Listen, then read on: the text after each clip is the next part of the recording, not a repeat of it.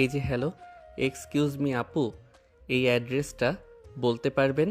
রিকশা থেকে নেমে আসা একটি ছেলে নদীকে উদ্দেশ্য করে এই কথাটা বললেন। তার বান্ধবীদের নিয়ে রাস্তার পাশে গাড়িটা নিয়ে ড্রিঙ্কস করছিল। প্রথমবার বলাতে নদী শুনতে পেল না, কারণ সে ড্রিঙ্কসে উন্মাদ হয়ে আসছিল।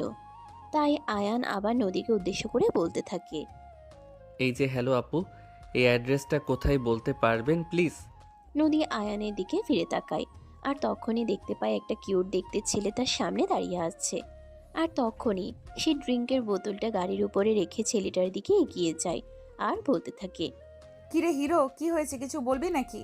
না মানে আসলে আপু, আমি গ্রাম থেকে এসেছি এখানে আমার বড় চাচার বাসায়, কিন্তু বাসাটা খুঁজে পাচ্ছি না। আপনি একটু ঠিকানাটা দেখে আমায় বলে দেবেন? এই বলে আয়ান নদীর দিকে একটা কাগজ বাড়িয়ে দিল। নদী কাগজটা হাতে নিয়ে দেখলো এটা তো তাদের বাসার ঠিকানা লেখা আছে। তখনই নদী ছেলেটার থুতনিতে হাত রেখে বলতে লাগলো। কিরে খোকা, তুই ঠিক বলছিস তো? এই ঠিকানায় যাবি? হ্যাঁ আপু, আমি একদম ঠিক কথাই বলছি। আমার আব্বু তো আমাকে এই ঠিকানাটাই লিখে দিয়ে বলল ঠিকানা অনুযায়ী পৌঁছে যেতে। নদী ছেলেটাকে ঠিক মতো চিনতে পারলো না, কিন্তু বাসার ঠিকানাটা তাদের বাসায় দেওয়া। তাই তার মনে একটু দুষ্টু বুদ্ধি এঁটে গেল। তখনই সে ছেলেটাকে বলতে লাগলো। তুই তো ভুল করে অন্য রাস্তায় চলে এসেছিস। সেই ঠিকানা তো এই রাস্তায় নয়। তুই যেদিক দিয়ে এসেছিস সেই দিক দিয়ে ফিরে যে 5 কিলো আগেই তুই তোর ঠিকানা ফেলে এসেছিস। কি বলেন আপু, আমি তো আগে আরও 2-3 জনকে জিজ্ঞাসা করেছিলাম, তারা তো বলছিল এদিকেই, কিন্তু আপনি বলতেছেন আমি পিছনে ফেলে এসেছি। আরে কানা, তোর কি মনে হচ্ছে আমি তোকে মিথ্যা কথা বলছি? আমি তোকে মিথ্যা কথা কেন বলবো, তুই নিজে সেটা বল। তোর সঙ্গে কি আমার পার্সোনাল কোনো শত্রুতা আছে নাকি? না আপু, সেরকমটা হতে যাবে কেন? আপনাকে দেখে তো ভালো মেয়ে বলেই মনে হচ্ছে। আপনার সঙ্গে আমার কেন শত্রুতা থাকতে যাবে? তাহলে লক্ষ্মী ছেলের মতো আমার কথা শুনতো। কি যেটা বলেছি তুই সেটাই কর। তো ঠিকানাতে 5 কিলোমিটার আগে ফেলে এসেছিস। যারা তোকে এইদিকে আসতে বলেছে তারা তোকে ভুল কথা বলেছে। আচ্ছা আপু, ঠিক আছে। আমাকে সঠিক তথ্য দেওয়ার জন্য আপনাকে অসংখ্য ধন্যবাদ। এই কথা বলে আর নদীর হাত থেকে কাগজটা নিয়ে পিছন দিকে ফিরে যেতে লাগলো। তখনই নদীর বান্ধবী নদীকে বলতে লাগলো। আরে দোস্ত, এটা তুই কি করলি? এটাতে তো তোদের বাসার ঠিকানা লেখা ছিল, কিন্তু তুই ছেলেটাকে ওদিকে ফিরে যেতে বললি কেন? দোষ শোন, সব সময় সবকিছু বুঝতে হয় না। আমি কেন ফিরিয়ে দিয়েছি সেটা সময় হলে বুঝতে পারবি। এখন দয়া করে আমাকে প্রশ্ন করিস না। এই বলে নদী আবারও ড্রিঙ্কস করতে শুরু করলো। খোলা রাস্তায় সেখানে থাকে, কিছু বলার মতো কেউ নেই, কারণ তার বাবা শহরের কোটিপতি বিজনেসম্যান 10 জনের মধ্যে একজন। তার যা ভালো লাগবে সে তাই করবে, তার কাজের মধ্যে বাধা দেওয়ার সাহস কারো নেই। সেখানে আড্ডা দিয়ে রাত 8টার দিকে বাসায় ফিরল। ড্রয়িং রুমে এসেই দেখতে পেল আয়ান তাদের বাড়ির ড্রয়িং রুমে বসে আছে। নদী ভীষণ অবাক হয়, কারণ সে তো আয়ানকে ভুল ঠিকানা বলে দিয়েছিল। তাহলে এখানে এসে পৌঁছালো কিভাবে? কিন্তু এসব নিয়ে চিন্তা করার মতো সময় তার নেই। এখন রুমে যাবে, ফ্রেশ হবে। তার বাবা বাসায় ফিরে আসার আগেই তাকে সবকিছু ঠিক করে নিতে হবে। তার বাবা যদি বাসায় এসে দেখে সে ড্রিঙ্ক করে বাসায় এসেছে, তাহলে তার বাবা তাকে প্রচণ্ড বকাবকি করবে। এমনকি তার বাবা তার হাত খরচের টাকাটা পর্যন্ত দেওয়া বন্ধ করে দিতে পারে। নদী আর কাউকে ভয় না পেলেও সে তার বাবাকে কিন্তু প্রচণ্ড ভয় পায়। তার বাবা ধমক দিয়ে একটা কথা বললে নদীকে আর এই এলাকায় পাওয়া যায় না। তাই নদী তাড়াহুড়ো করে নিজের রুমে চলে গেল।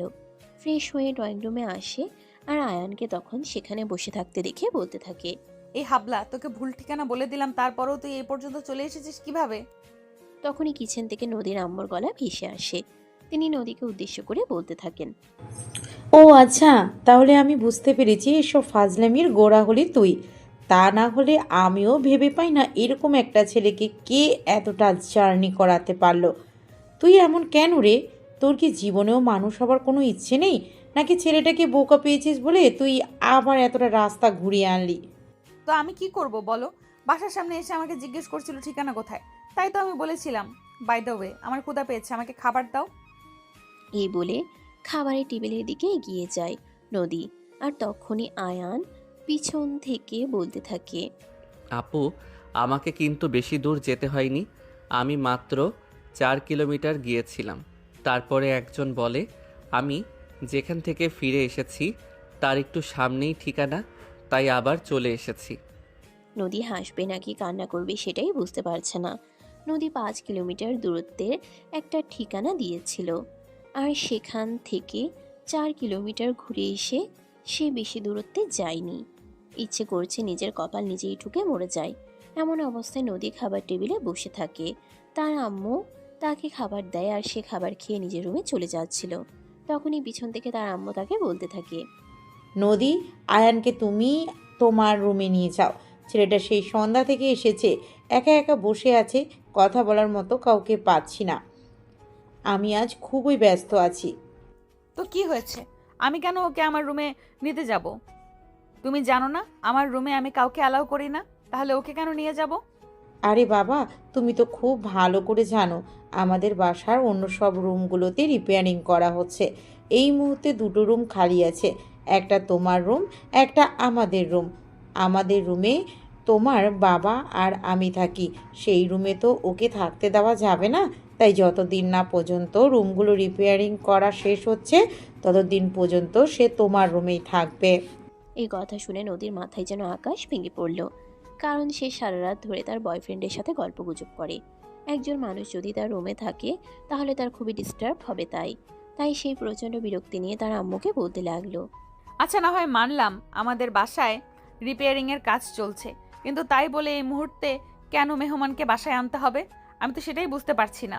তখনই নদীর আম্মু ওদিকে বলতে থাকেন, দেখো, আমাদের বাসায় মেহমান নয় ও, এখন থেকে আমাদের বাসাতেই থাকবে। ও তোমার ছোট চাচার ছেলে। তোমার বাবার সঙ্গে কয়েকদিন আগেই ওর বাবার কথা হয়েছে। গ্রামের একটা কলেজ থেকে ইন্টার পাস করেছে, আর এখন এখানেই তোমার সঙ্গে তোমার ভার্সিটিতে পড়াশুনো করবে। মানে কি, গ্রাম থেকে আসা একটা হাবলা ছেলে আমাদের সঙ্গে আমাদের ভার্সিটিতে পড়াশোনা করবে? এটাও মেনে নেওয়া যায়? নদীর এমন কথায় খুবই বিরক্ত হন নদীর আম্মু, আর তিনি নদীকে একটা ধমক দিয়ে বলতে থাকেন, এইসব কী ধরনের কথা? আমি তো সেটাই বুঝতে পারছি না, তুমি ছেলেটাকে হ্যাবলা কেন বলছো? না হয় ওর জ্ঞান বুদ্ধি একটু কম আর যথেষ্ট শান্ত স্বভাবের, তাই বলে তুমি তাকে হ্যাবলা বলতে পারো না? ওরে বাবা রে বাবা, হাবলা বলতে চাইছি? তোর খুব গায়ে লেগে গেছে? হাবলাকে হাবলা বলবো না তো কি বলবো? দেখো, এখন কিন্তু তুমি একদম বেশি বাড়াবাড়ি করে ফেলছো। এসব করা কিন্তু তোমার একদম উচিত হচ্ছে না, আমি তোমায় বলে দিলাম। আচ্ছা ঠিক আছে, আমি আর বাড়াবাড়ি করলাম না, যাচ্ছি আমার রুমে। তবে আমার রুমে কাউকে থাকতে দেব না। এই তোমাকে বলে দিলাম, প্রয়োজন হলে ড্রয়িং রুমে থাকুক। এবারে নদী নিজের রুমে চলে গেল। আয়ান তখনও সেখানে চুপচাপ বসে আছে, কোনো কথাই বলছে না। কিছুক্ষণ পরেই নদীর আম্মু আয়ানের জন্য খাবার তৈরি করে নিয়ে ড্রয়িং রুমে আসলো, আর আয়ানের হাতে খাবারের প্লেট তুলে দিয়ে বলতে লাগলো, এই নাও, এটা তোমার জন্য। আমি এসে আপনাদের খুব ঝামেলায় ফেলে দিলাম, তাই না বড় আম্মু? আরে বাবা, তো এভাবে কেন কথা বলছিস? তুই তো আমাদের বাড়ির ছেলে। তোরা গ্রামে থাকিস আর আমরা শহরে থাকি।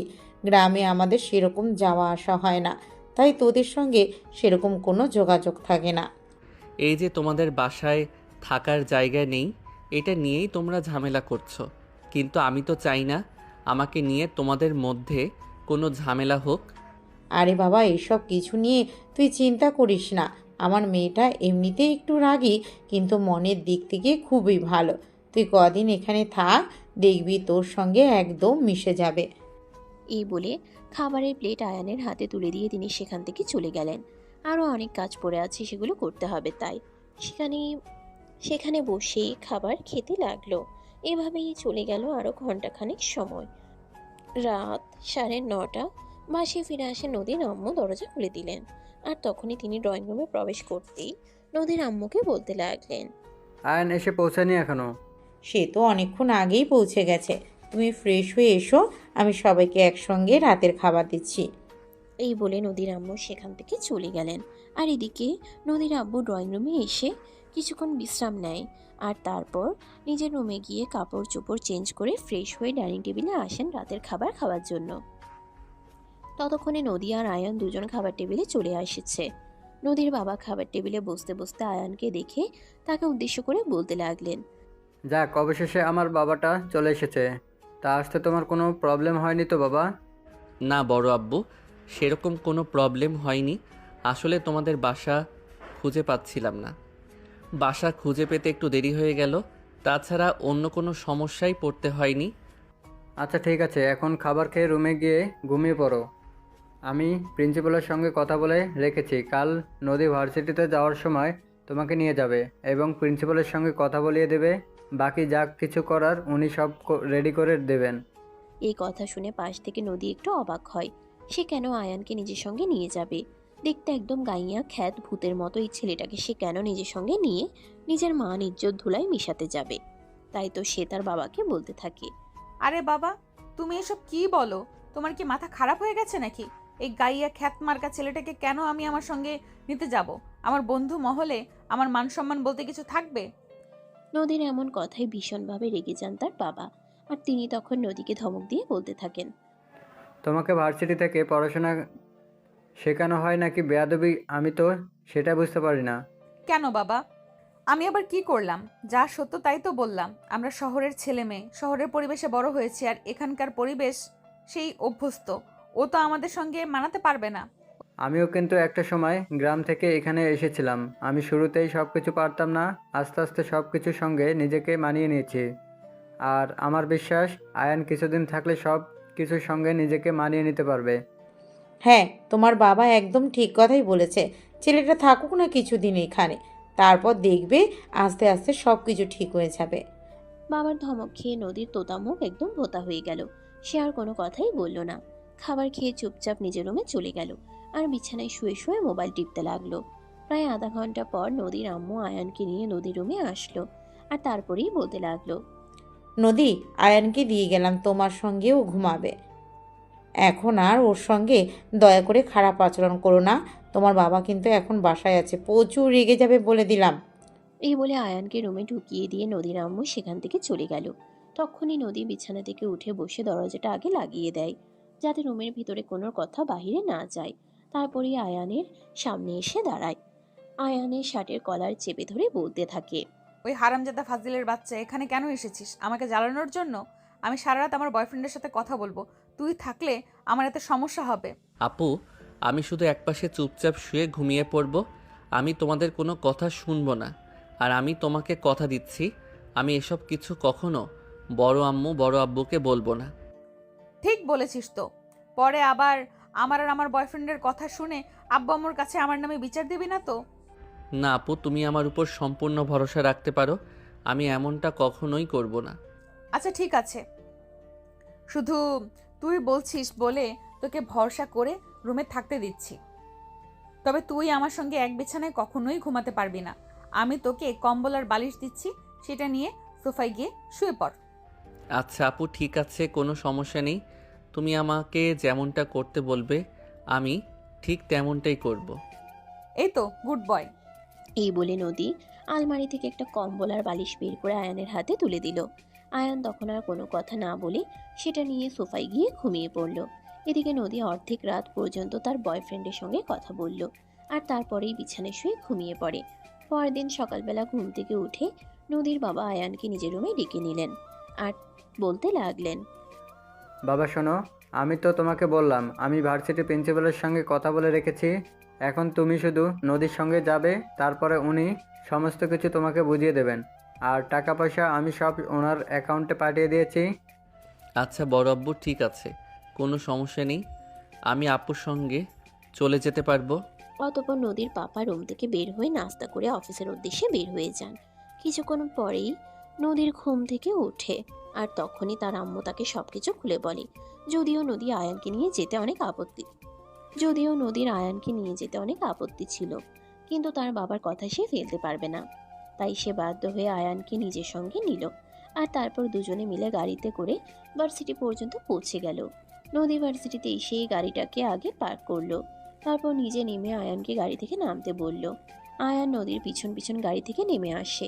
তখনই নদী আয়ানকে বলতে থাকে, আয় আমার সঙ্গে তাড়াতাড়ি আয়, তোকে ক্লাসে পৌঁছে দিয়ে তারপর আমার কাজ আছে। আয়ান তখন কোনো কথা না বলে নদীকে অনুসরণ করতে লাগলো। নদী আয়ানকে নিয়ে একদম প্রিন্সিপাল স্যারের কেবিনে চলে আসলো আর তারপরে প্রিন্সিপাল স্যারকে দেখে নদী বলতে লাগলো, আসসালামু আলাইকুম স্যার। বাবা নাকি আপনাকে ফোন করেছিল, কিছু বলেছিল নাকি? হ্যাঁ, বললো গ্রাম থেকে নাকি তোমার একটা চাচাতো ভাই এসেছে, সে নাকি এখন থেকে আমাদের ভার্সিটিতেই পড়াশোনা করবে। হ্যাঁ স্যার, গ্রাম থেকে একটা হাবলা ক্লান্ত এসেছে, আর তাকেই আমি আপনার কাছে নিয়ে এসেছি। এই বলে নদী আয়ানকে হাত ধরে টানতে টানতে প্রিন্সিপাল স্যারের কেবিনে প্রবেশ করলো। আর তারপর আয়ানকে দেখিয়ে প্রিন্সিপাল স্যারকে বলতে লাগলো, স্যার, এই যে সেই হাবলাকান্ত, যাকে বাবা গ্রাম থেকে এখানে মানুষ বানানোর জন্য নিয়ে এসেছে, দেখুন চেষ্টা করে পারেন কিনা। এই বলে টিটকারি মার্ক একটা হাসি দিয়ে নদী প্রিন্সিপাল স্যারের কাছ থেকে বিদায় নিয়ে সেখান থেকে বের হয়ে চলে গেল। আর তখনই প্রিন্সিপাল স্যার আয়ানকে বলতে লাগলো, আচ্ছা, তুমি তাহলে সেই ছেলে যাকে নদীর বাবা আমাদের ভার্সিটিতে ভর্তি করানোর জন্য গ্রাম থেকে নিয়ে এসেছেন, তাই তো? হ্যাঁ স্যার, একদমই তাই। আমি আমাদের গ্রামের কলেজ থেকে ইন্টার পাস করেছি। আমার ইচ্ছে ছিল গ্রামে কিছু একটা করব। কিন্তু বড় আব্বু আর আমার আব্বু দুজনে মিলে সিদ্ধান্ত নিয়েছে আমাকে শহরের ভার্সিটিতে পড়াশোনা করাবে, তাই এখানে আসা। যাই হোক, সে ভালো কথা। আমি তো তোমার রেজাল্টটা দেখেছি, তুমি তো খুবই ভালো স্টুডেন্ট। তুমি চাইলে শহরের নাম করা যে কোনো ভার্সিটিতে ভর্তি হতে পারো, এতে তোমার কোনো প্রবলেম হবে না। স্যার, তাহলে কি আমাকে আপনাদের ভার্সিটিতে ভর্তি নিচ্ছেন? হ্যাঁ, একদমই তাই। তোমাকে তো আমি ভর্তি নিয়েছি, এখানে না নেওয়ার কি আছে? তুমি যথেষ্ট ভালো স্টুডেন্ট। ঠিক আছে স্যার, আপনাকে অসংখ্য ধন্যবাদ। আপনাকে কৃতজ্ঞতা জানানোর ভাষা আমার সত্যিই জানা নেই। আমি তো ভেবেছিলাম আমাকে আপনাদের ভার্সিটিতে ভর্তি করাবেন না। প্রিন্সিপাল স্যারের এমন কথা শুনে ভীষণ অবাক হন। এত ভালো স্টুডেন্ট, তাকে ভার্সিটিতে ভর্তি না করানোর কি আছে? তাই তিনি আয়ানকে উদ্দেশ্য করে বলতে থাকেন, আচ্ছা, তোমার এরকমটা কেন মনে হলো? এর পিছনে কি কোনো যৌক্তিক কারণ আছে? তার কারণ তো অবশ্যই আছে। আমি নাকি দেখতে হ্যাবলাকান্তের মতো। এই যে একটু আগে আপু বলে গেল, আপনি শুনতে পাননি? দেখো, নদীর কথায় তুমি কিছু মনে করো না। নদী একটু ওরকমই স্বভাবের, সঙ্গে হিংসা করে, কারোর সঙ্গে সহজে মিশতে চায় না। আচ্ছা স্যার, বাদ দিন সেসব কথা। আমি কি আজ থেকে ক্লাস করব? হ্যাঁ, একদমই তাই। তোমার বড় আব্বুর সঙ্গেও তো আমার সেই রকম কথা হয়েছে। তুমি আজকে থেকেই ক্লাস করবে। তুমি 1 মিনিট ওয়েট করো, আমি একজনকে ডেকে দিচ্ছি, সে তোমাকে তোমার ক্লাসে পৌঁছে দেবে। এই বলে প্রিন্সিপাল স্যার একজন মধ্যবয়স্ক লোককে ডেকে নিল। আর তারপর আয়ানকে তার বইপত্র বুঝিয়ে দিয়ে ক্লাসে দিয়ে আসতে বলল। ওই লোকটি আয়ানকে তার ক্লাসে পৌঁছে দিল। আয়ান ক্লাসে প্রবেশ করা মাত্রই ক্লাসের সমস্ত স্টুডেন্ট তার দিকে তাকিয়ে আছে। মনে হচ্ছে এমন যেন ভুল করে কোনো অনাকাঙ্ক্ষিত বস্তু সেখানে চলে এসেছে। কেউ তো ঠোঁট চেপে চেপে হাসছিল। তখনই ক্লাস টিচার সবাইকে উদ্দেশ্য করে বলতে লাগলো, কি হচ্ছে এসব? তোমরা জানো ওর পরিচয় কি? ওকে নিয়ে হাসাহাসি করছো? এত বড় সাহস তোমাদের? ক্লাস টিচারের ধমক শুনে মুহূর্তের মধ্যেই পুরো ক্লাস একদম নিস্তব্ধ হয়ে গেল। আয়ান বুঝতে পারলো না কিভাবে কি হচ্ছে। তারপরেও ক্লাস টিচার তাকে নিয়ে জায়গায় বসলো। আর তারপর বলতে লাগলো, দেখো ছেলে, ওদের কথাই কিছু মনে করো না। ওরা শহরে বড় হয়েছে তো, ওরা একটু ওভার স্মার্ট। তোমার কোনো প্রবলেম হলে তুমি আমাকে বলো, আমি তোমাকে সহযোগিতা করব। আপাতত কোনো কিছু লাগবে না স্যার। এই বলে ক্লাস টিচার আয়ানকে নিয়ে তার জায়গায় বসিয়ে দিয়ে ক্লাস করাতে শুরু করলো। ভার্সিটি ছুটি হলো বিকেল 3টায়। নদী ভার্সিটির গেটের সামনে দাঁড়িয়ে আয়ানের জন্য অপেক্ষা করছে। বেশ কিছুক্ষণ পর সেখানেই চলে আসে। আর তখনই নদী চিৎকার দিয়ে বলতে থাকে, ওই হারামজাদা, এতক্ষণে তোর আসার সময় হলো? আমি যদি তোকে ফেলে রেখে চলে যাই, তখন তো আবার বাসাতেও যেতে পারবি না। তখন তো আবার তোর জন্য আমাকে 1000টা কথা শুনতে হবে। সরি আপু, আসলে ক্লাসের কিছু ছেলেরা আমাকে নিয়ে মজা করছিল। তারা আমার গায়ে চিমটি কাটছিল। এই দেখো, একদম চিমটি দিয়ে রক্ত বের করে ফেলেছে। এই বলে আয়ান তার হাত দুটো নদীকে দেখায়। নদী আয়ানের হাত দুটো দেখে প্রচন্ড রকম রেগে গেল। এগুলো মানুষ নাকি অন্য কিছু? একটা ছেলে এরকম হ্যাবলাকান্ত হতেই পারে, কিন্তু তাই বলে তাকে নিয়ে এভাবে মজা নেওয়া, এগুলো কোন ধরনের মানসিকতার পরিচয় হতে পারে? এটাই ভেবে পায় না নদী। সে প্রচন্ড রকম রেগে গিয়ে আয়ানকে বলতে লাগলো, আরে অবলার বাচ্চা, হ্যাবলা মানুষ এতটা হ্যাবলা হতে পারে? এটা তোকে না দেখলে আমি বুঝতেই পারতাম না। কে তোকে এই অবস্থা করেছে? আমাকে নিয়ে চলো ওখানে। না আপু, তোমাকে ওখানে যেতে হবে না। ওরা বড্ড ফাজিল। তারপর হয়তো ওরা তোমাকেও মারবে। আয়ানের এমন কথা শুনে নদী আরো বেশি রেগে গেল। আর তাকে জোরে ধমক দিয়ে বলতে লাগলো, ওরে হারামজাদা, আমাকে গিলে খেয়ে ফেলবে। আর কে গিলে খেয়ে ফেলবে? এইসব কিছু নিয়ে তোকে চিন্তা করতে হবে না। তোকে যেটা বলেছি তুই সেটাই কর। এই ভার্সিটিতে এখনো এমন কোনো ছেলে মানুষ পয়দা হয়নি যে আমার সামনে দাঁড়িয়ে গলা উঁচিয়ে কথা বলতে পারবে। বুঝতে পেরেছিস? চিৎকার দিয়ে এই কথাটা বলায় আয়ান একটু ভয় পেয়ে যায় আর থমকে দাঁড়ায়। তখনই নদী আবার আয়ানকে বলতে থাকে, তুই কি যাবে এখন আমাকে নিয়ে ওখানে, যেখানে ওই ছেলেগুলো তোর এই অবস্থা করেছে? নাকি এখন আমি তোকে আরো 4টা দিব? আপু, তুমি আমাকে মারবা মারো, কিন্তু ওদের কাছে যেও না। ওরা খুবই ফাজিল, আবার তোমাকে না কিছু করে বসে। আয়ানের এমন কথায় নদী আরো বেশি রেগে যায় আর ঠাস করে আয়ানের গালে একটা চড় বসিয়ে দিয়ে বলতে থাকে, ওরে হারামজাদা, তোকে বললাম না আমার যা হওয়ার হবে। সে সব কিছু নিয়ে তোকে চিন্তা করতে হবে না। তুই আমাকে ওখানে নিয়ে চল আগে, আমি ওদের শায়েস্তা করব, তারপরে শান্তি। এই বলে আয়ান সেখানে নদীকে নিয়ে যেতে না চাইলেও নদী আয়ানকে জোর করে সেখানে নিয়ে গেল। আর তারপরেই নদী দেখতে পেল সেকেন্ড ইয়ারের কিছু ছেলে পেলে সেখানে দাঁড়িয়ে আছে। নদীকে দেখা মাত্রই তারা নদীকে সালাম দিল আর বলতে লাগলো, ওয়ালাইকুম আসসালাম স্যার। একটু আগে ছেলেটা এখান দিয়ে যাচ্ছিল, ওর সঙ্গে তোরা কি করেছিস?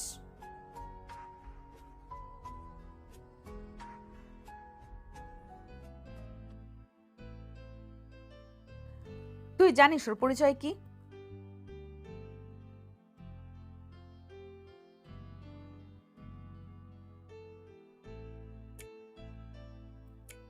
তাহলে সঙ্গে র্যাগিং করার সাহস পেলি কোথা থেকে?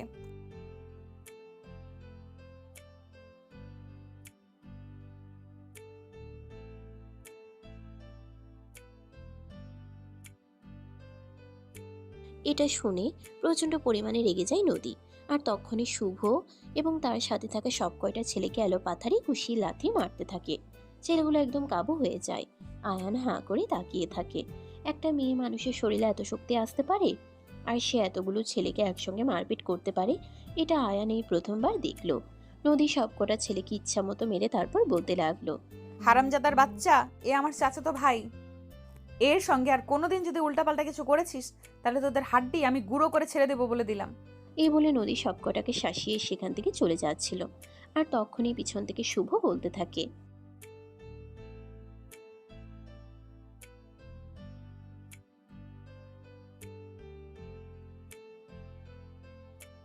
আচ্ছা ঠিক আছে, সেই জন্যই তোদেরকে এবারের মতো ক্ষমা করে দিলাম। যদি আর কোনোদিন এই ছেলেটার আশেপাশে তোদেরকে দেখেছি তাহলে তোদের এমন অবস্থা করব যেটা তোরা কোনোদিনও কল্পনাও করতে পারবি না। এটা তোদেরকে বলে দিলাম। এই বলে নদী আয়ানের হাত ধরে টানতে টানতে সেখান থেকে নিয়ে চলে গেল। গাড়িতে উঠে বসলো। নদী গাড়ি ড্রাইভ করছে। আয়ান তার পাশে সিটে বসে আছে, কোনো কথা বলছে না। ভয়ে তার গলা একদম শুকিয়ে গেছে। তখনই নদী আয়ানকে উদ্দেশ্য করে বলতে লাগলো, কিরে তুই এইভাবে একদম চুপ করে আছিস কেন? না মানে আসলে আপু, তুমি এই ছেলেগুলোকে কিভাবে মারলে? নদী তখন আরো রেগে গিয়ে আয়ানকে বলতে থাকে, কিভাবে মেরেছি তুই দেখতে পাসনি? এখন তোকে আর কয়টা দিয়ে বুঝিয়ে দেবো নাকি কিভাবে মেরেছিলাম? না আপু, আমাকে আর মেরো না। ওদেরকে যা আমার মেরেছো আমার শিক্ষা হয়ে গেছে। তাহলে চুপচাপ গাড়িতে বসে থাক। সামনে একটা কফি শপ আছে, আমি কফি খাবো। তুই কফি খাস? না আপু, আমি তো কফি খাই না, আমি রং চা খাই। নদী কোনো কথা বলল না। চুপচাপ কফি শপের সামনে গিয়ে গাড়িটা দাঁড় করালো।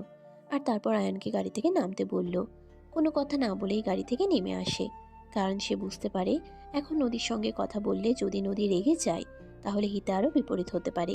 আয়ান আর নদী দুজনেই কফি শপের ভিতরে গিয়ে বসলো। আর তখনই নদী দুজনের জন্য দুটো কফি অর্ডার করে। কিছুক্ষণের মধ্যেই ওয়েটার তাদের কফি দিয়ে গেল। নদী একটা হাতে নিয়েছে আর অপরটা টেবিলের উপরেই রয়ে গেছে।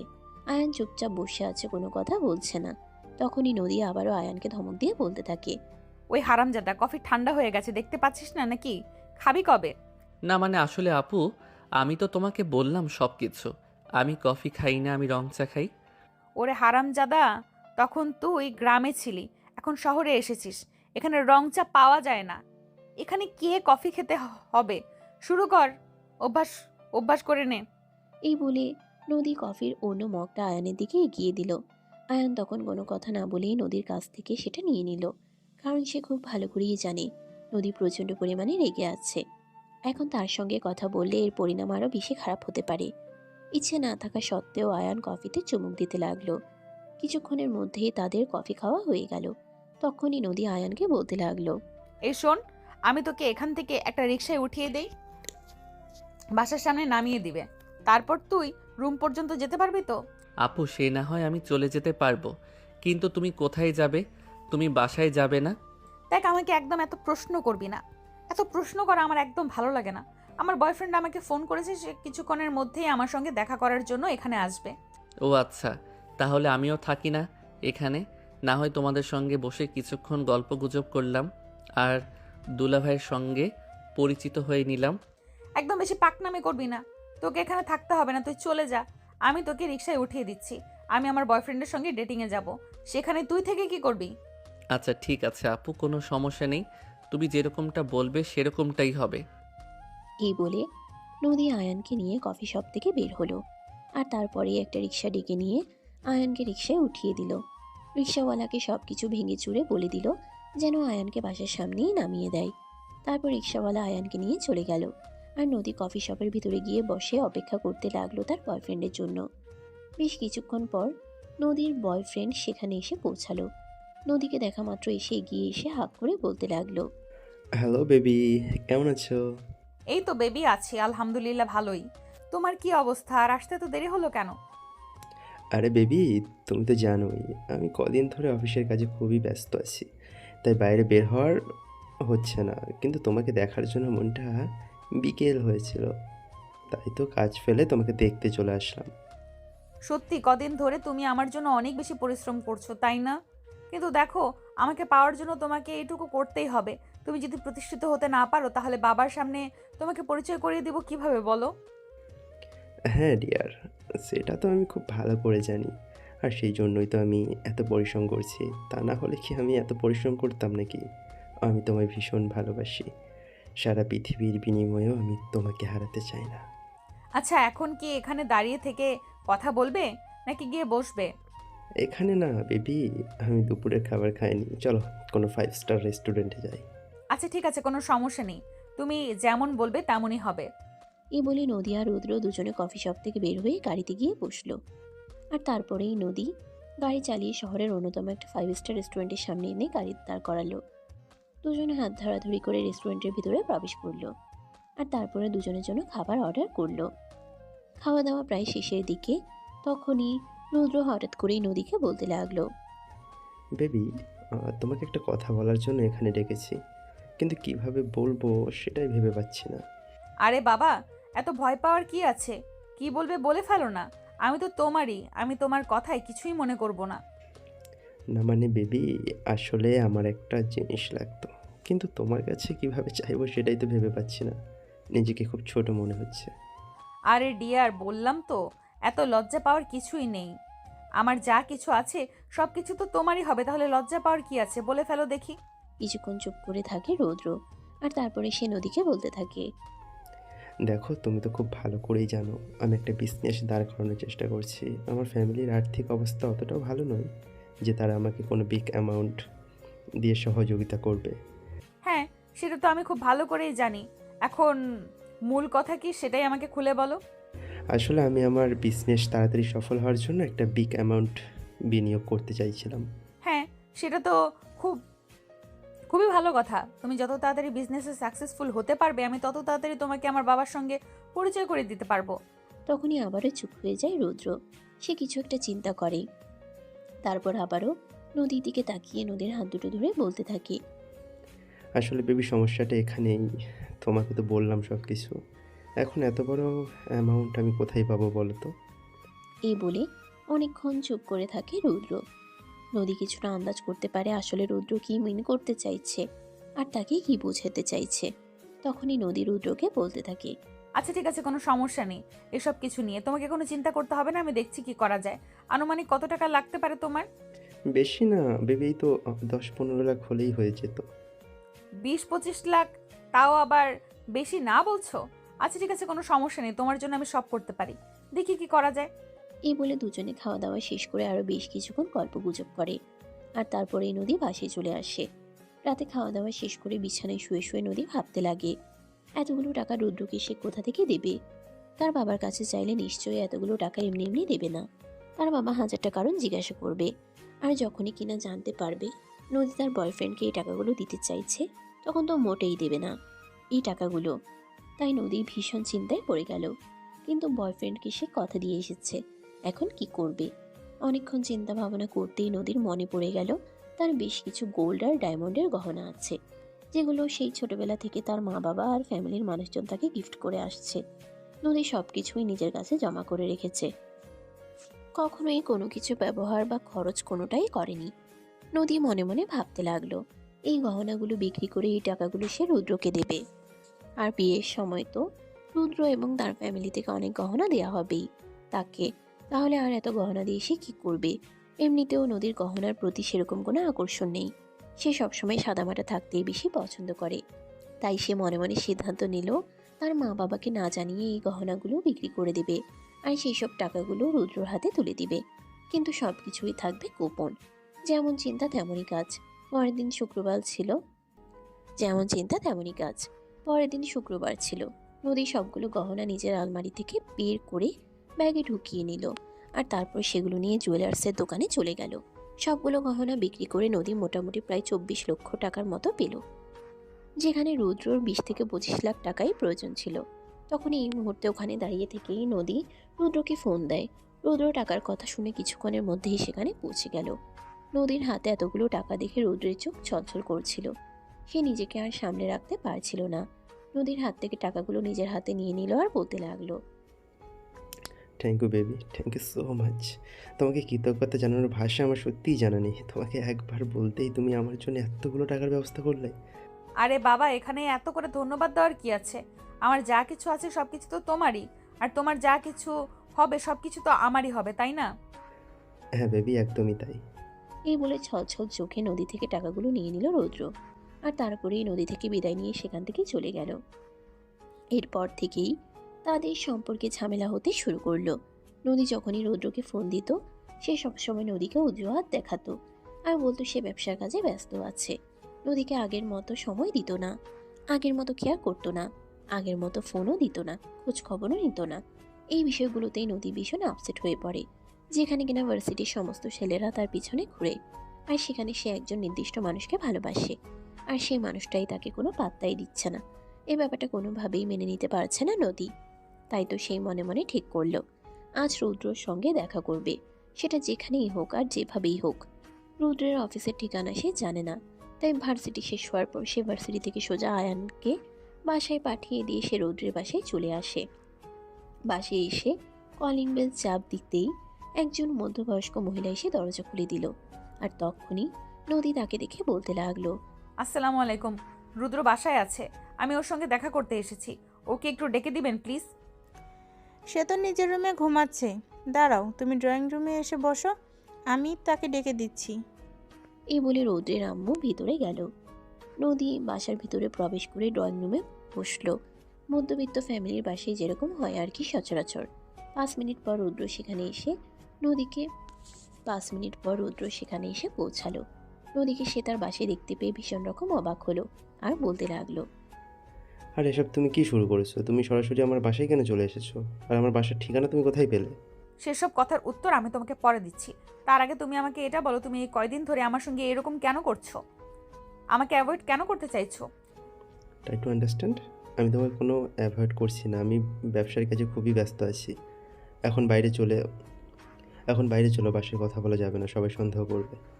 এমন কথায় নদীর মনে সন্দেহ জাগে। যেখানে সে এতগুলো টাকা দিয়ে তাকে ব্যবসা করার জন্য সাহায্য করছে, সেখানে তার ফ্যামিলিতে নদীকে দেখলে কি এমন প্রবলেম হতে পারে। তাই নদী রুদ্রকে বলতে থাকে, মানে তুমি আমাকে কি বোঝাতে চাইছো আর কি বলতে চাইছো? কদিন পরে আমরা দুজন বিয়ে করব, তাহলে এখন যদি আমি তোমার সঙ্গে দেখা করি বা কথা বলি, তাতে কারোর সন্দেহ করার কি আসে যায়? দেখো, এখনও আমি আমার ফ্যামিলিকে তোমার ব্যাপারে কোনো কিছুই জানাইনি। তুমি আমার সঙ্গে বাইরে চলো, তারপর তোমাকে আমি সব কিছু খুলে বলছি। এ বলে নদী সেখান থেকে চলে আসতে না চাইলেও রুদ্র নদীকে জোর করে বাসা থেকে বের করে দিয়ে তার বাসার সামনেই একটা কফি শপে এসে বসে। আর তখনই নদী রুদ্রকে বলতে থাকে, দেখো, তোমার কর্মকাণ্ড ইদানিং আমার ভালো লাগছে না। তুমি কি শুরু করেছো সেটা বলবে আমাকে? দেখো, তুমি অযথাই আমাকে ভুল বোঝো না। আমি কোনো কিছুই শুরু করছি না। আমি শুধুমাত্র তোমার কাছ থেকে কয়েকটা মাস সময় চাইছি। আমাকে একটু ঠিকভাবে সেটেল হতে দাও, তারপর আমি সবাইকে সব কিছু জানিয়ে তোমাকে বাসায় নিয়ে আসবো। সেটা না হয় আমি মেনে নিলাম, কিন্তু তারপরেও আমার কাছে একটা কথা কিন্তু তারপরও আমার তোমার কাছে একটা কথা জানার আছে। তুমি কেন এইভাবে আমাকে অ্যাভয়েড করছো?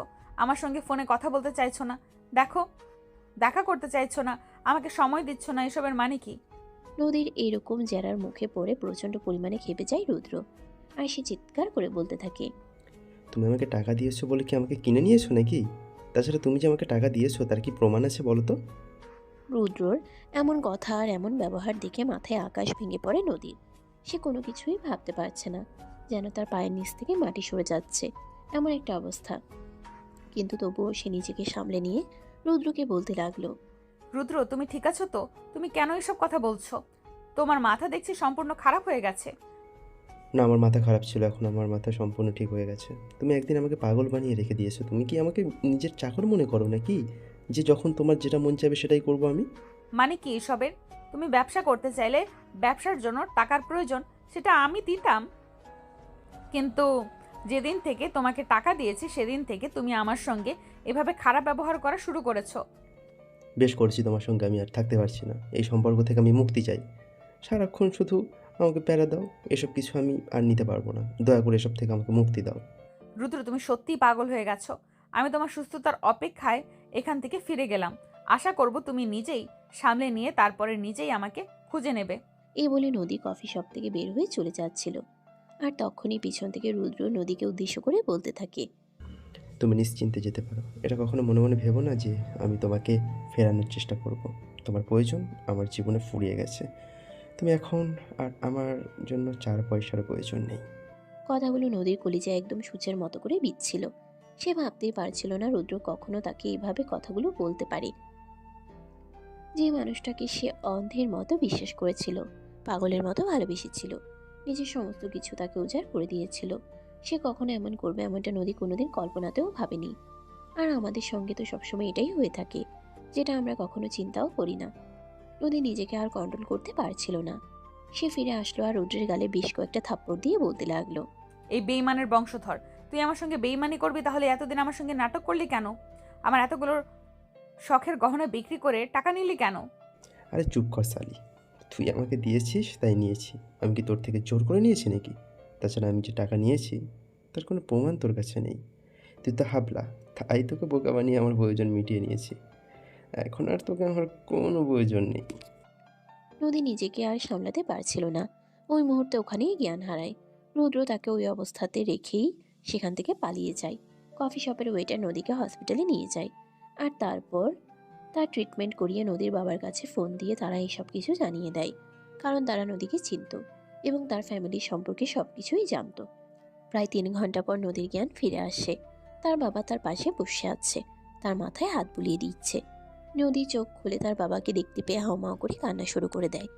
আর তার বাবাকে জড়িয়ে ধরে বলতে থাকে, বাবা প্লিজ আমাকে ক্ষমা করে দাও, আমি অনেক বড় ভুল করে ফেলেছি, আমাকে প্লিজ ক্ষমা করে দাও। আরে মা, কি হয়েছে? তুই এমন কেন করছিস? কি হয়েছিল তোর? অজ্ঞান হয়ে গেছিস কেন? বাবা, আমি তোমাদেরকে না জানিয়ে বিশাল বড় একটা ভুল করে ফেলেছি, যার কারণে আজ আমার এই অবস্থা। প্লিজ তোমরা সবাই আমাকে ক্ষমা করে দাও। দেখ মা, জানি না কি হয়েছে আর তুই কিসের কথা বলছিস।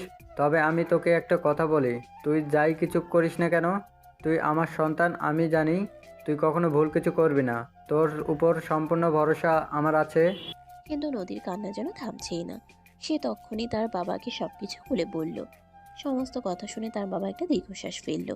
তিনি কখনো ভাবতেও পারেননি তার মেয়ে এরকম বোকামি একটা কাজ করতে পারে। কিন্তু তারপরেও বাচ্চা মানুষ এরকম করে ফেলেছে, এখন তো আর তাকে কিছু করা যাবে না। তাই তিনি নদীকে বলতে লাগলেন, দেখ মা, যা হওয়ার তা হয়ে গেছে। সেই সব কিছু নিয়ে চিন্তা করে আর কোনো লাভ নেই। তুই সুস্থ হ। আমার টাকা পয়সার আলহামদুলিল্লাহ কোনো কমতি নেই। আল্লাহ আমাকে আরও দিবেন, চিন্তা করিস না। এই বলে তিনি নিজের মেয়েকে সান্ত্বনা দিতে থাকেন। এই মুহূর্তে সান্ত্বনা দেওয়া ছাড়া তো আর কিছুই করার নেই। যা হওয়ার তা হয়ে গেছে। নদী তার বয়ফ্রেন্ডকে টাকা দিয়েছে, তার কোনো প্রমাণও তার কাছে নেই যাতে তারা লিগ্যাল কোনো অ্যাকশন নিতে পারে। তাই নদীর বাবা এইসব বিষয় নিয়ে নদীকে আর কোনো চিন্তা ভাবনা করতে না করেন। কারণ এখন এই অসুস্থ শরীর নিয়ে চিন্তা ভাবনা করলে সেসব কিছু শরীরের জন্য ক্ষতিকর হবে। সেদিন রাতের বেলা নদীকে বাসায় নিয়ে আসা হয়। নদী একা একা বিছানায় শুয়ে বাড়ির দিকে তাকিয়ে আছে, মনে মনে কিছু একটা চিন্তা করছে। আয়ান রুমে আসে পড়তে বসার জন্য। নদীকে এভাবে মন খারাপ করে বসে থাকতে দেখে আয়ান নদীকে বলতে থাকে, এই আপু কি হয়েছে তোমার? এভাবে মন খারাপ করে শুয়ে আছো কেন? বড় আব্বু বলল তো সব ঠিক হয়ে যাবে। বড় আব্বু তো বলল সব ঠিক হয়ে যাবে, তারপরও কেন টেনশন করছো তুমি? এই প্রথমবার নদী আয়ানের সঙ্গে একটু ভালোভাবে কথা বলে। সে আয়ানকে নিজের কাছে ডেকে নিল আর তারপর তার পাশে বসতে বলল। তারপরেই সে আয়ানকে বলতে লাগলো, দেখ, বিশ্বাস কর, আমি কখনো এমনটা ভাবিনি আমার সঙ্গে এমন হবে।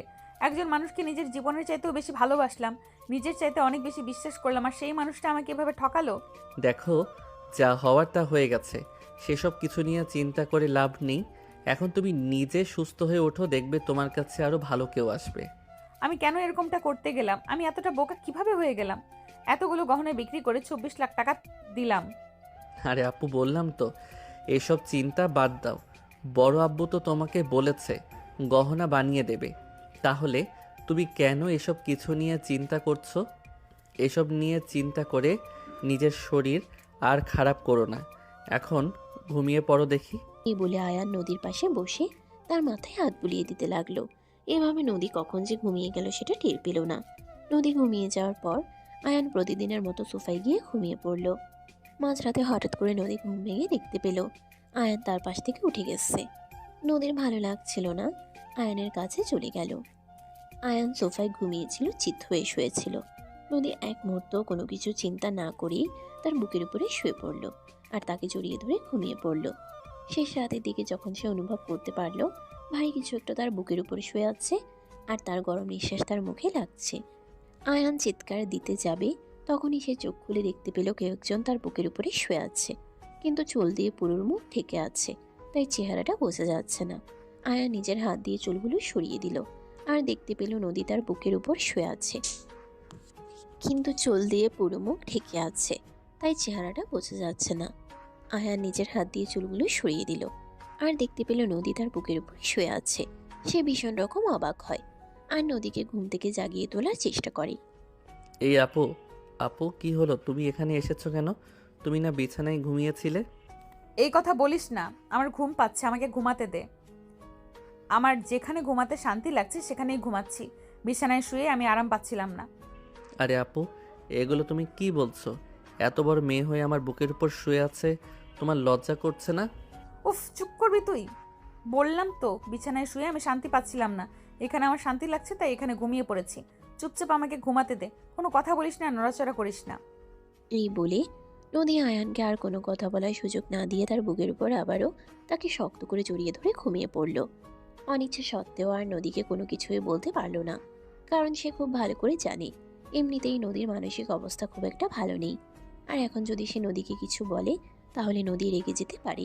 তার চাইতে বরঞ্চ এটাই ভালো হয় সে চুপচাপ থাকলো, কারণ আর যাই কিছু হোক না কেন নদীকে এখন কোনোভাবেই রাগানো যাবে না। তাই আয়ান আর কোনো কথা বলল না, নদীকে সেভাবেই শুয়ে থাকতে দিল আর সেও চুপচাপ শুয়ে রইল। নদীর ঘুম ভাঙল সকাল 11টায়। ভার্সিটির টাইম অলরেডি পার হয়ে গেছে, আজ আর আয়ানের ভার্সিটি যাওয়া হলো না। নদীর ঘুম ভাঙার পর নদী আয়ানের বুকের উপর থেকে নেমে গেল। আয়ানও তখন কোনো কথা না বলেই তাড়াহুড়ো করে ফ্রেশ হয়ে নিচে গেল নাস্তার টেবিলে। নদীর আম্মু তখন ড্রয়িং রুমে বসেছিল। আয়ানকে দেখা মাত্রই তিনি বলতে লাগলেন, কি রে, কি ব্যাপার, এত দেরি হলো কেন ঘুম থেকে উঠতে? আপনাদেরকে তো আগেই বলে দিয়েছি আয়ান একটু হ্যাবলা টাইপের।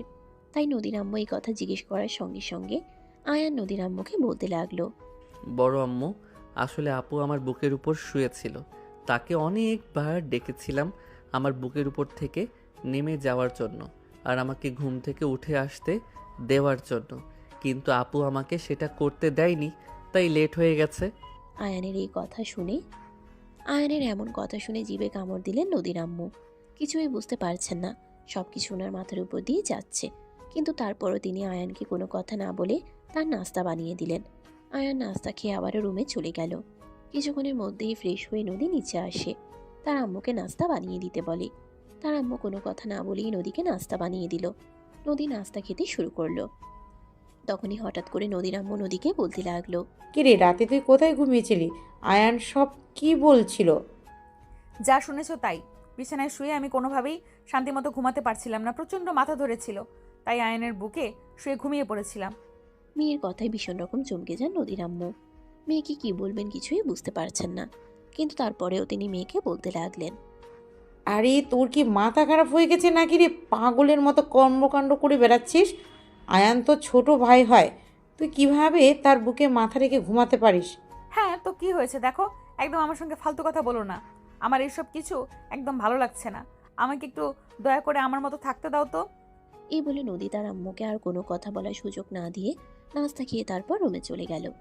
বেশ কিছুক্ষণ রুমে বসে থেকে তারপরেই বাসা থেকে বের হয়ে যায় তার বান্ধবীদের সঙ্গে দেখা করতে। সারা বিকেল বান্ধবীদের সঙ্গে সময় কাটালো, যদিও এতে তার ফ্যামিলির মানুষের কোনো সমস্যা নেই। তারা সবসময় চায় নদী ভালো থাকুক।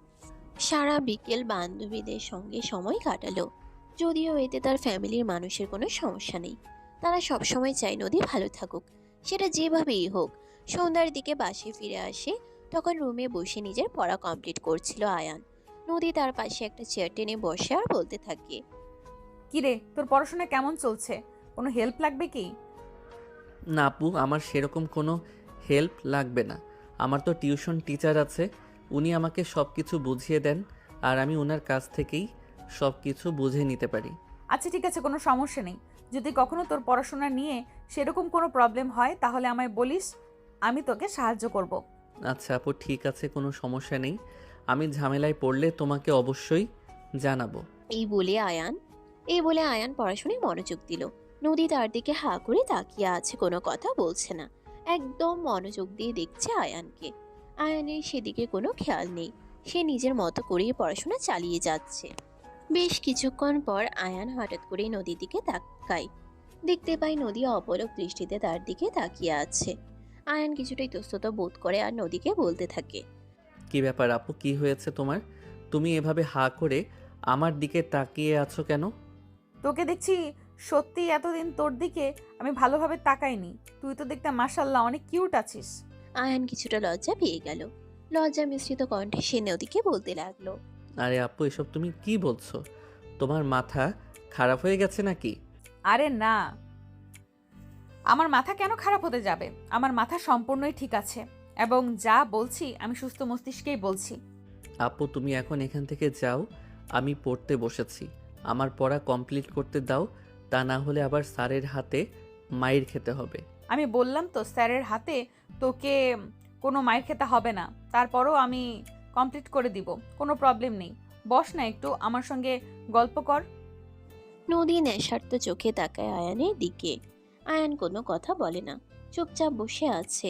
তখনই নদী চেয়ার থেকে উঠে এসে আয়ানের কাঁধে হাত রাখে আর বলতে থাকে, আচ্ছা আমি বুঝতে পারছি না তোর মাঝে কি এমন আছে, তোর দিকে আমার কেমন যেন একটা ফিলিংস কাজ করে।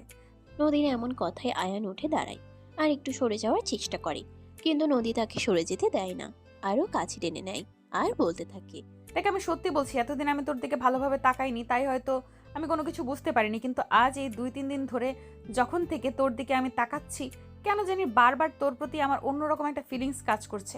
কেন বলতো? আমি কিছু জানি না, প্লিজ আপু তুমি আমাকে ছেড়ে দাও, এখান থেকে যেতে দাও। এই বলে আয়ান নিজেকে নদীর হাত থেকে ছাড়ানোর চেষ্টা করে, নিজেকে বাঁচিয়ে নেওয়ার চেষ্টা করে। কিন্তু আয়ান যতই নড়াচড়া করে, নদী ততই তাকে আরো নিজের কাছে টেনে নেয়। এক পর্যায়ে নদী আয়ানকে নিজের এতটাই কাছে টেনে নেয় যে আয়ান নদীর হার্টবিট শুনতে পাচ্ছিল। আয়ান নদীকে তখন ধাক্কা দিয়ে নিজের থেকে সরিয়ে নেয় আর বলতে থাকে, আরে আপু, তুমি পাগল হয়ে গেছো নাকি? তুমি এসব কি করছো? হ্যাঁ আমি পাগল হয়ে গেছি। তোর কোনো সমস্যা আছে নাকি? তোরা সবাই মিলে আমাকে পাগল বানিয়ে ছেড়ে দিয়েছিস। তোকে কে বলেছে এত কিউট হতে? তোর কিউটনেস আমাকে তোর দিকে বারবার আকর্ষণ করে, আমি কি করব বল? গেস্ট রুমে রিপেয়ারিংয়ের কাজ হয়ে গেছে।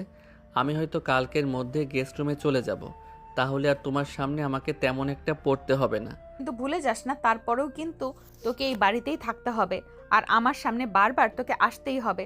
চাইলেও তুই নিজেকে আমার থেকে অতটাও গুটিয়ে রাখতে পারবি না যতটা তুই বলছিস। পারবো কিনা জানি না, তবে চেষ্টা তো করতে পারি। এই বলে আয়ান রুম থেকে বের হয়ে ছাদে চলে গেল।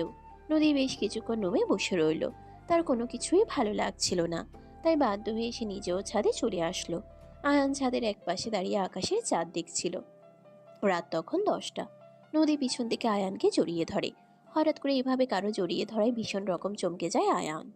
সে চিৎকার দিয়ে উঠছিল, তখনই নদী তার মুখ চেপে ধরে আর বলতে থাকে, ওই হারামজাদা, কোনটা মানুষের স্পর্শ আর কোনটা ভূত প্রেতের স্পর্শ সেটা বুঝতে পারিস না? আরে আপু তুমি এখানে? তোতলাতে তোতলাতে এটা বলে আয়ান। আর তখনই নদী আয়ানকে বলতে থাকে, আরে কাম অন ডিয়ার, তুই এভাবে তোতলাচ্ছিস কেন? তোর আবার কি এমন হলো? আরে আপু তুমি বাসার ভিতরে এমন করছিলে বলে আমি এখানে চলে এসেছি, আবার তুমি এখানে চলে এসেছো এসব ফাইজলামো করার জন্য? আচ্ছা, আমি তো তোর সঙ্গে ফাজলামো করছি। বাসায় তো তুই ছাড়া অন্য কেউ নেই আমি যার সঙ্গে ফাজলামি করতে পারি। আপু প্লিজ তুমি এখান থেকে চলে যাও, আমাকে একটু আমার মতো একা থাকতে দাও, আমি একটু একা থাকতে চাইছি প্লিজ। হাত জোর করে নদীর দিকে তাকিয়ে কাকতি সুরে বলে আয়ান। কিন্তু নদী সেসব কথা শোনার মতো মেয়ে নয়। সে যখন যেটা জেদ করে বসে, তখন সেটা করেই ছাড়বে, এইরকমই মানসিকতা তার। তাই সে আয়ানকে বলতে থাকে, দেখ, আমার সঙ্গে এত কাকুতি মিনতি করে লাভ নেই, কারণ আমি যখন যেটা করব বলে তখন সেটাই করে ছাড়ি। বুঝতে পেরেছিস? প্লিজ আপু তুমি আমার সঙ্গে এরকমটা করো না, আমাকে একটু আমার মতো একা থাকতে দাও, আমি একটু আমার মতো একা থাকতে চাই। তুমি সেটা কেন বুঝতে পারছো না? তুই একা থাকতে চাস আর আর আমি তোর আদর পেতে চাই। নদীর এমন কথায় আগাগোড়া বুঝতে পারে না আয়ান। কিন্তু তারপরেও সে নিজেকে সামলে নিয়ে সেখান থেকে চলে যাওয়ার চেষ্টা করে। ঠিক ওই মুহূর্তেই নদী পিছন থেকে আয়ানের হাত টেনে ধরে আর একটা হ্যাচকা টান দিয়ে আয়ানকে নিজের বুকের সঙ্গে মিশিয়ে নেয়। আয়ানের বক্ষদেশ আর নদীর বক্ষদেশ একদম লেগে আছে। অপরদিকে আয়ানের ঠোঁট দুটো নদীর ঠোঁটের একদম কাছাকাছি। নদী এই সুযোগটাকে আর মিস করলো না। আয়ানের মাথাটাকে নিজের দিকে চেপে ধরে তার দুই ঠোঁটে নিজের দুই ঠোঁট ডুবিয়ে দিল। প্রায় 2 মিনিট গভীরভাবে আয়ানের ঠোঁটে চুমু খেলো নদী। আর তারপরে সে আয়ানকে ছেড়ে দিয়ে বলতে লাগলো, সেই সাথ, তোর ঠোঁট দুটো তো সেই মিষ্টি। আয়ান লজ্জায় লাল হইয়া যায়। নদী এরকম কিছু একটা করবে সেটা কখনো কল্পনাতেও চিন্তা করেনি। সে মাথা নিচু করে দাঁড়িয়ে আছে, কোনো কথা বলছে না। তখনই নদী আবারও তাকে বলতে লাগলো, কিরে, কি হলো? তুই আমার সঙ্গে কথা বলছিস না কেন? আমি তোকে কিছু জিজ্ঞেস করছি, রেসপন্স করছিস না কেন? আপু তুমি এসব কি শুরু করেছো? কি শুরু করেছি মানে কি? কি করছি তুই দেখতে পাচ্ছিস না? তুমি এভাবে আমার ঠোঁটে চুমু খেলে কেন? তোর এই মিষ্টি ঠোঁটের স্বাদ নিতে ইচ্ছে হয়েছিল, সেই জন্য দিলাম। সত্যি বলছি, তোর ঠোঁটগুলো কিন্তু সেই মিষ্টি। কোনো সিগারেট খাসটি, তাই না? সিগারেট কেন খেতে যাব? সিগারেট গন্ধ লাগে, আমি এসব কিছু সহ্য করতে পারি না। একদম ঠিক কাজ করেছিস তুই। সিগারেটের গন্ধ আমার একদমই সহ্য হয় না। ঠোঁটগুলো যত্ন করে আমার জন্য রেখে দিয়েছিস, তাই না? তার জন্য তোকে অসংখ্য ধন্যবাদ। আরে আপু তুমি কি সত্যি সত্যি পাগল হয়ে গেছো নাকি? আমি তো কিছুই বুঝতে পারছি না, কী সব পাগলের মতো কথাবার্তা বলছো। আমার ঠোঁট আমি তোমার জন্য কেন রাখতে যাব? সব ছেলেরা তো তাদের ভালোবাসা তার বউয়ের জন্য জমিয়ে রাখে, আর আমিও তো তোর বউ হব। তুই তো আমার জন্য এসব কিছু রাখতেই পারিস, তাই না? আপু তুমি সত্যি পাগল হয়ে গেছো, তুমি আমার বোন হও, তুমি আমার বউ হতে যাবে কেন? এই বলে আয়া নদীর হাত থেকে নিজেকে ছাড়িয়ে সেখান থেকে চলে গেল। তার এসব কিছু আর ভালো লাগছে না। কয়েকদিন ধরে নদী একটু বেশি পাগলামি করা শুরু করে দিয়েছে। আয়ান ড্রয়িং রুমে এসে বসে আছে, টিভি দেখতেছে। তখনই নদীর আম্মু আয়ানের পাশে এসে বসে। আর তারপরে আয়ান নদীর আম্মুকে বলতে থাকে, বড় আম্মু, গেস্ট রুমে রিপেয়ারিংয়ের কাজ তো হয়ে গেছে, আমি ভাবছি কাল থেকে গেস্ট রুমে চলে আসব। কেন রে বাবা, এত তাড়াহুড়া করার কি আছে? রুমটা সবেমাত্র রিপেয়ারিংয়ের কাজ শেষ করা হয়েছে, কিন্তু ফার্নিচার নিতে হবে। ওই রুমের জন্য পুরনো ফার্নিচারগুলো তো আর তোকে ব্যবহার করতে দিতে পারি না। তারপরেই তোকে ওই রুমে শিফট করে দেওয়া হবে। আমার এসবের কোনো প্রয়োজন হবে না, যা আছে তা দিয়ে আমি চালিয়ে নিতে পারবো। আমার জন্য একটা পয়সা খরচ করার কোনো প্রয়োজন নেই, এমনিতেই তোমরা আমার পিছনে অনেক টাকা খরচ করছো। তখনই সিঁড়ি দিয়ে নিচে নামে নদী। আর আয়ানের এসব কথা শুনতে শুনতে বলতে থাকে, তোর জন্য খরচ করব না তো কার জন্য খরচ করব? এবারের যা কিছু আছে সব কিছু তো শুধু তোরই থাকবে। তাহলে এখন যদি তোর পেছনে খরচ না করি তবে চলবে কি করে? এই বলে ড্রয়িং রুমে এসে বসে নদী। আর তখনই নদীর বাবা বাসায় চলে আসে। তার বাবা ও ফ্যামিলির সবাইকে ড্রয়িং রুমে দেখে তিনিও সেখানে বসে গেলেন। তখনই নদী তার বাবার পাশে গিয়ে বসলো। তার বাবার কাঁধে মাথা রেখে বলতে লাগলো, দেখো বাবা, আমি জানি জীবনে অনেক ভুল করেছি, কিন্তু তারপরও আমি তোমার কাছে একটা আবদার নিয়ে এসেছি। তুমি কি আমার আবদার রাখবে? আরে মা, এভাবে কেন বলছিস? তুই আমার একমাত্র মেয়ে, তুই আমাকে কেন কিছু করতে বললে আমি সেটা করব না? এমনটা কখনো হতে পারে নাকি? বল না কি হয়েছে? বাবা, আমি একজনকে ভালোবেসে ফেলেছি আর তাকে বিয়ে করতে চাই। এই কথা শুনে নদীর মা বাবা দুজনেই চমকে যায়, কারণ এই তো কদিন আগে একটা ছেলের সঙ্গে নদীর সম্পর্ক ছিল, আর তারপর যা হলো তা তো আপনারা ভিডিওতে দেখেছেন। এখন আবার নদী এই কয়েকদিনের মধ্যেই বলছে সে অন্য একজনকে ভালোবেসে ফেলেছে। এটা কি আদৌ সম্ভব হতে পারে? তাই তো নদীর বাবা নদীকে বলতে থাকে। মা তুই কি বলছিস? আমি বুঝতে পারছি না, একটু খুলে বলবি কি? তখনই নদী তার বাবাকে আয়ানের কথা বলতে থাকে, যে সে আয়ানকে ভালোবেসে ফেলেছে। এই কথা শুনে তো নদীর বাবা মা দুজনেই ভীষণ রকম চমকে যায় আর অবাকও হয়। বেশ কিছুক্ষণ চুপ করে থাকেন নদীর বাবা, আর তারপরে নদীর বাবা নদীকে বলতে থাকে। মা তুই যা বলছিস ভেবে বলছিস তো? হ্যাঁ বাবা, একদম আমি যা বলছি সম্পূর্ণ চিন্তা ভাবনা করে তবেই বলছি তোমাকে। আচ্ছা ঠিক আছে, আমি এই বিষয়টা ভেবে দেখব, তারপর ছোট কাকার সঙ্গেও কথা বলবো। এটা শুনে তো নদী প্রচুর খুশি হয়, কিন্তু আয়ান একটুও খুশি হতে পারলো না। নদী এরকম একটা অন্যায় আবদার করলো, আর তার বাবা সেটা মেনে নিয়ে বলছে তিনি আয়ানের বাবার সঙ্গে কথা বলবেন, যেখানে কিনা একটা মেয়ে তার আপন চাচাতো ভাই, তাও আবার তার চাইতে বয়সে ছোট, তাকে বিয়ে করতে চাইছে। আয়ান কোনো কথা না বলে সেখান থেকে চলে গেল। তার ঠিক 1 সপ্তাহ পরে আয়ানের মা বাবা শহরে চলে আসে। আয়ান তাদেরকে দেখে ভীষণ রকম অবাক হয়। এই সময়ে তাকে কোনো কিছু না জানিয়ে শহরে চলে আসার কারণ কি কিছুই সে বুঝতে পারে না। তাই তো সে তার বাবাকে বলে, কি ব্যাপার বাবা, তোমরা হঠাৎ করে আমাকে কোনো কিছু না জানিয়ে এখানে কেন এসেছো? আর আসবে আমাকে একটা ফোন করে জানিয়ে আসলে না? তোকে সারপ্রাইজ দেওয়ার জন্য চলে আসলাম, তবে তোর জন্য এর চাইতেও বড় একটা সারপ্রাইজ সামনে অপেক্ষা করেছে, যেটা তুই সময় হলেই দেখতে পাবি। আমার জন্য আর কি সারপ্রাইজ থাকতে পারে? আমি তো সেটাই বুঝতে পারছি না। যাই হোক, এতদিন পর তোমাদেরকে দেখতে পেয়ে সত্যি আমার ভালো লাগলো। এখানে আসার পর থেকে তো আর তোমাদের সঙ্গে দেখা করতে বাড়ি যেতে পারছিলাম না। তোমরা যখন চলে এসেছো ভালোই হয়েছে। কটা দিন তোমাদের সঙ্গে সময় কাটাতে পারবো, আমারও ভালো লাগবে। এবার আয়ান তার মা বাবার সঙ্গে বসে গল্প করতে থাকে। এভাবে দেখতে দেখতে বেশ কিছুক্ষণ সময় কেটে গেল। নদীর আম্মু সবার জন্য নাস্তা বানিয়ে নিয়ে ড্রয়িং রুমে চলে আসবে। সবাই একসঙ্গে বসে নাস্তা খাচ্ছিল। তখনই হঠাৎ করে আয়ানের আব্বু নদীর আব্বুকে উদ্দেশ্য করে বলতে লাগলো, কি ব্যাপার ভাইজান, আপনি আমাদেরকে কি জন্য এভাবেই ডেকে নিয়ে আসলেন?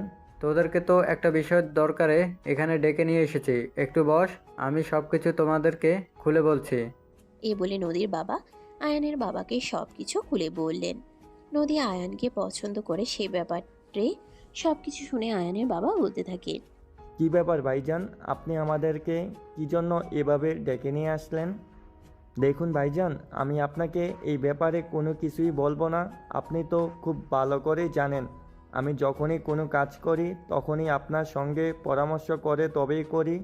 এর ব্যাপারে আপনি যা সিদ্ধান্ত নেবেন আমি তাই মেনে নেব, আমার কোনো দ্বিমত থাকবে না। কিন্তু ভাই, আমার এভাবে বললে হয় না। ছেলেটা তোর, সব কিছুর সঙ্গে এই বিষয়টাকে গুলিয়ে ফেলিস না। আরে ভাইজান, আমি বললাম তো, আপনার যা ভালো লাগে আপনি তাই করতে পারেন। আপনি যে সিদ্ধান্ত নেবেন তাতেই আমরা রাজি আছি, আমাদের কোনো সমস্যা হবে না, বুঝতে পেরেছেন আপনি? একদম দায়ী সারা উত্তর দিল আয়ানের বাবা। নদীর বাবা তখন আর কোনো কথা না বলেই আয়ান আর নদী দুজনকে একসঙ্গে ডেকে নিয়ে বলতে লাগলেন, আমাদের বিয়ে ফাইনাল। তোমরা দুজন নিজেকে আজ রাতের মধ্যেই মানসিকভাবে প্রস্তুত করো। কাল বিকেলের মধ্যে কাজে ডেকে বাসায় তোমাদের বিয়ের কাজ সম্পূর্ণ করা হবে। কথাটা শুনে নদী তো ভীষণ খুশি হলো, কিন্তু আয়ান একদমই খুশি হতে পারলো না।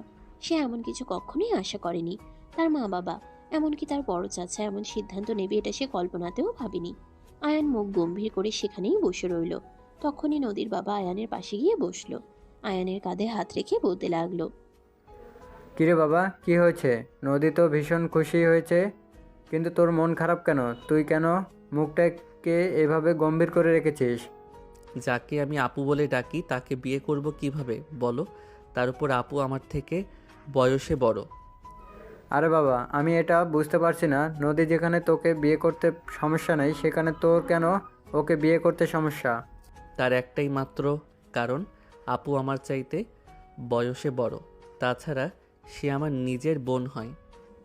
তখনই নদী সেখানে দাঁড়িয়ে থেকে সবাইকে উদ্দেশ্য করে বলতে থাকে, ওর যত সমস্যায় থাকুক না কেন তাতে আমার কিছুই যায় আসে না। আমি যেটা সিদ্ধান্ত নিয়েছি আমি সেটাই করব। যখন একবার সিদ্ধান্ত নিয়ে ফেলেছি যেখানে আমি বিয়ে করব, ওকে যতক্ষণ পর্যন্ত ওকে আমি বিয়ে করতে না পারছি আমার শান্তি নেই।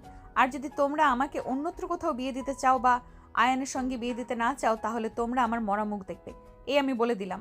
এই বলে নদী সেখান থেকে নিজের রুমে চলে গেল। উপস্থিত সবাই খুব ভালোভাবেই বুঝতে পারল নদী যেটা চেয়েছে সেটাই করতে হবে, কারণ নদী প্রচণ্ড পরিমাণে জেদি। সে যদি আয়ানকে বিয়ে করতে না পারে তাহলে হয়তো এমনটাই হবে যেমনটা সে বলেছে। তাই আয়ানের মা বাবা আর নদীর মা বাবা মিলে আর কোনো রকম দেরি না করে, কোনো রিস্ক না নিয়ে পরের দিন বিকেলেই বাসায় কাজে ডেকে নিয়ে আসলো আয়ান এবং নদীকে নতুন বউয়ের সাজে সজ্জিত করা হয়েছে।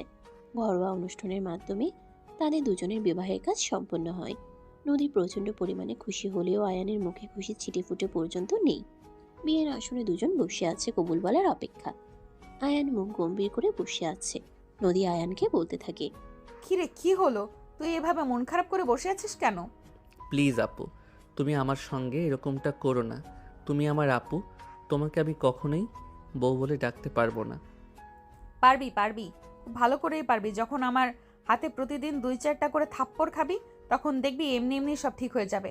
একটু জোরে ধমক দিয়েই আয়ানকে কথাটা বলে নদী। আয়ান তখন আর কোনো কথা বলার সাহস পেল না, চুপচাপ বসে রইল। কিছুক্ষণের মধ্যেই কাজে লেখাপড়া কাজ শেষ করে তাদের দুজনকেই কবুল বলতে বলে। নদী তো এক মুহূর্তও দেরি না করেই কবুল বলে দিল, কিন্তু আয়ান কবুল বলতে চাইছিল না। সে চুপচাপ বসেছিল, কোনো কথাই বলছিল না। তখনই নদী আয়ানের পাঞ্জাবির কলার চেপে ধরে বলতে থাকে, ওই হারামজাদা, আমি সে কখন থেকে কবুল বলে অপেক্ষা করছি, তুই এখনো কবুল বলছিস না কেন? একদম গলা চেপে মেরে ফেলবো বলে দিলাম। রাগে আগুন হয়ে এই কথাটা বলে নদী। আয়ান তখন আর কোনো চিন্তা না করেই কবুল বলে দিল, কারণ সে খুব ভালো করে জানে নদী রেগে গেলে কি হতে পারে। তার চাইতে কবুল বলে দেওয়াই ভালো। অতঃপর এভাবেই তাদের বিয়ের কাজ সম্পন্ন হলো। রাত 12টা বাজে। বাসর ঘরে বসে অপেক্ষা করছে নদী, কিন্তু সেই বাসর ঘরে যেতে চাইছে না আয়ান। একদম কান্নাকাটি শুরু করে দিয়েছে। সবাইকে অনেক রিকোয়েস্ট করছে যাতে তাকে নদীর রুমে যেতে না হয়, কিন্তু সবাই তাকে জোর করে টেনে হিঁচড়ে নদীর রুমে ঢুকিয়ে দিল আর দরজাটা বাইরের দিক থেকে লক করে দিল। নদী এতক্ষণ খাটের উপরে বসা ছিল। আয়ানকে দেখা মাত্রই খাটের উপর থেকে নেমে আসলো, থরথর করে কাঁপছে। নদী আয়ানের পাঞ্জাবির কলার চেপে ধরে আর বলতে থাকে, এই হারামজাদা, আমি সে কখন থেকে এখানে বসে অপেক্ষা করছি, তোর এতক্ষণে আসার সময় হলো? প্লিজ আপু, আমার সঙ্গে এরকম করো না। আমাকে প্লিজ রুম থেকে বের হয়ে চলে যেতে দাও। আয়ানের এমন কথা শুনে প্রচণ্ড পরিমাণে রেগে যায় নদী আর ঠাস করে আয়ানের গালে একটা চড় বসিয়ে দিয়ে বলতে থাকে, এই হারামজাদা, একটু আগেই না তোর সঙ্গে আমার বিয়ে হয়েছে, তাহলে তুই এখনো আমাকে আপু বলছিস কেন?